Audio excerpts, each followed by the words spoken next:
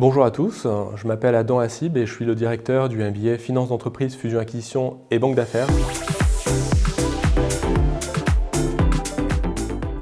Alors cette formation se déroule sur 2 ans, donc en M1 et en M2 précisément.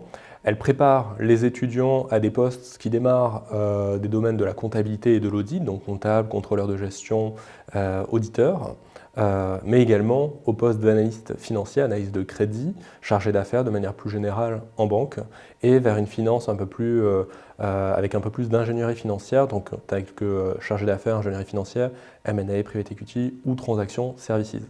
Sans oublier également les personnes qui gèrent la trésorerie, de plus en plus demandées dans le contexte actuel où il faut arbitrer des positions en fonction du risque ou du ROI, du retour sur investissement attendu. Donc là, je pense au poste de cash manager. La principale force du MBA Finance d'entreprise, Fusion Acquisition et Banque d'affaires, donc une formation que je connais bien car je l'ai fait moi-même en 2017, donc je suis un alumni de cette formation, c'est qu'elle est premièrement en alternance, mais être en alternance, ça ne suffit pas, il faut également des relations entreprises importantes pour obtenir de bonnes alternances à forte valeur ajoutée. Donc la majorité des étudiants en parallèle de la formation sont dans des postes qui sont passionnants.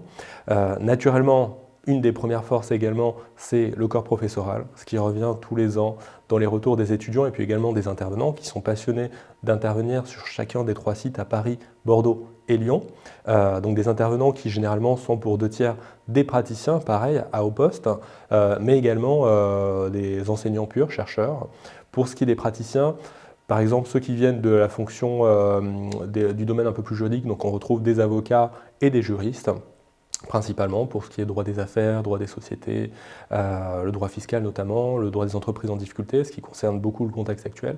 Pour la partie financière, donc on a des personnes de l'audit, beaucoup de commissaires aux comptes, des experts comptables également, et puis de manière plus large, des personnes en charge d'activités de private equity ou de M&A, en société de gestion ou en société d'investissement de manière plus générale. L'autre force de cette formation est le fait d'avoir réussi à allier le domaine de la finance d'entreprise, donc la corporate finance, ce qui sont les matières phares de cette formation, avec ces fameuses matières juridiques. C'est vrai que habituellement les financiers ont une certaine aversion pour la partie juridique qu'ils maîtrisent moins, qui est plus dédiée aux personnes qui suivent une formation pure en droit.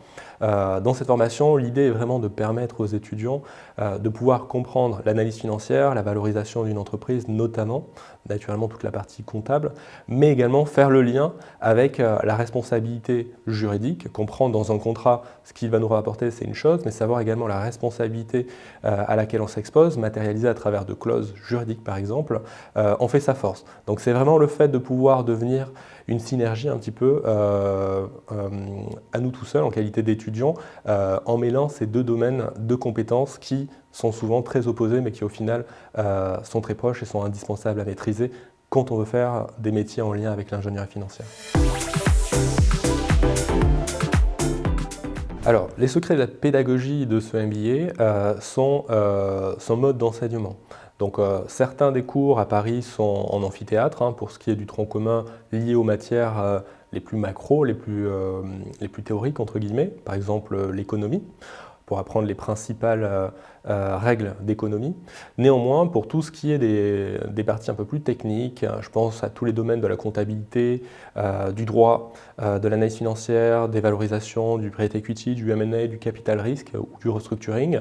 Là, on est sur des cours vraiment à taille humaine, avec des intervenants donc, qui sont des praticiens, qui donnent du rétex, donc du retour d'expérience au quotidien en fonction de leur domaine d'activité, ce qui permet à la formation de s'adapter au contexte professionnel de manière assez rapide.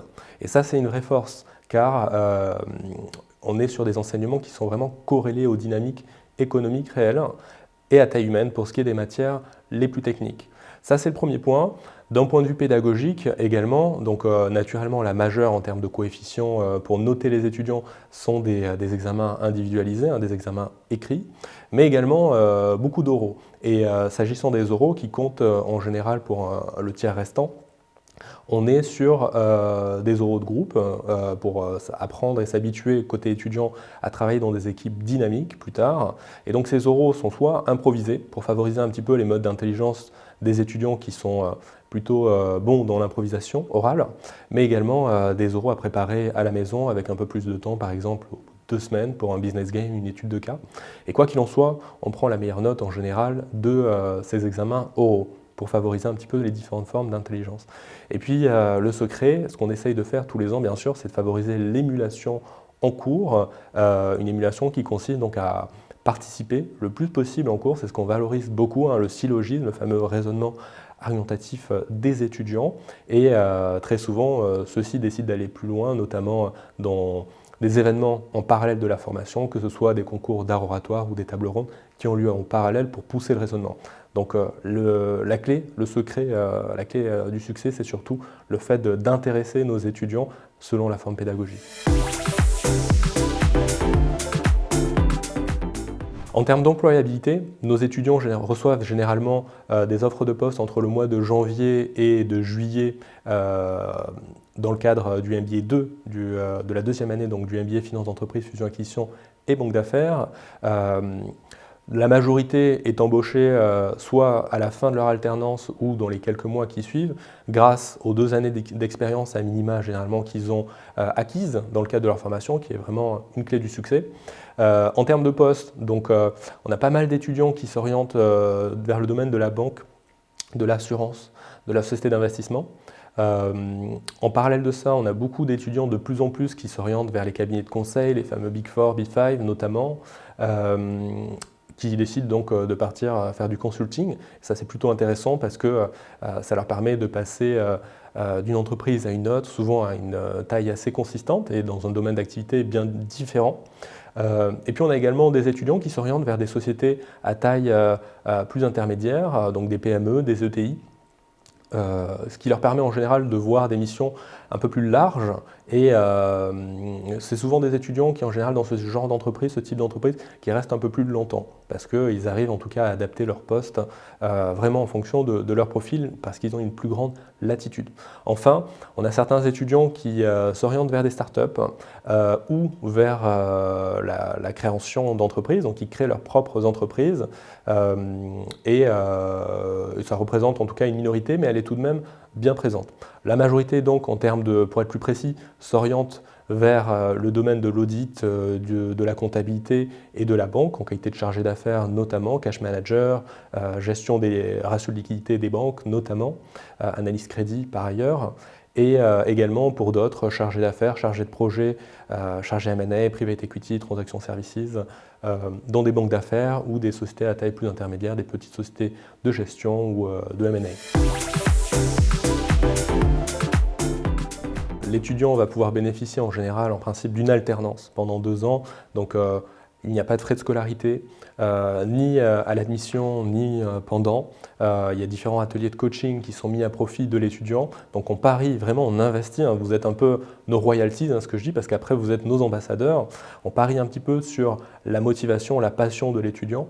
Et donc, ce qui va faire la différence, et notamment en entretien, ça va être l'implication de l'étudiant. Le fait, par exemple, de s'être renseigné sur les matières, sur les intervenants, sur moi-même, parfois sur les alumni ou les étudiants actuels de la formation. En tout cas, arriver en ayant une bonne connaissance sur la partie administrative, c'est-à-dire sur le rythme d'alternance, les matières, les volumes horaires, ce genre d'éléments, mais de manière plus profonde sur différentes promotions ou les postes que délivre, en tout cas vers lesquels oriente la formation. Et donc, c'est-à-dire un étudiant qui a une certaine maturité professionnelle. Ça, c'est le premier point. Le second, c'est la détermination. Et la détermination, là, on fait référence plutôt à des compétences de type soft skills, hein, en parallèle des différents domaines d'expertise qu'on appelle hard skills de nos étudiants. Ça, c'est un vrai point, pas un point de détail, mais vraiment un point fondamental pour moi, parce qu'un étudiant, donc ce n'est pas simplement quelqu'un qui a des compétences professionnelles, mais c'est surtout quelqu'un qui a des compétences personnelles. Savoir créer de la confiance, être dévoué, être passionné, être impliqué, c'est ce qui va faire la différence ensuite pour être embauché à un bon poste, améliorer l'image de la formation, de l'école également, et participer donc au succès du MBA Finance d'entreprise, Fusion Acquisition et Banque d'affaires. Les 3 mots de la fin, je pense tout de suite à qualité, à employabilité et également à aventure. Donc qualité en lien avec leur corps professoral, la qualité également de nos étudiants, l'administration qui est également aux soins auprès de nos étudiants. Employabilité, les postes tout simplement. Il suffit d'aller sur LinkedIn et de se renseigner sur le parcours qu'ont pu avoir nos alumni, qui sont parfois très très intéressants. Et enfin, aventure, parce que c'est une aventure passionnante. Et ces 2 années passent vite chez un étudiant. C'est vrai qu'on pense souvent avoir beaucoup de temps, mais elles passent très vite et donc il faut bien en profiter. Il y a énormément d'événements en parallèle de l'école et qui s'impliquent véritablement au dessin de ces étudiants.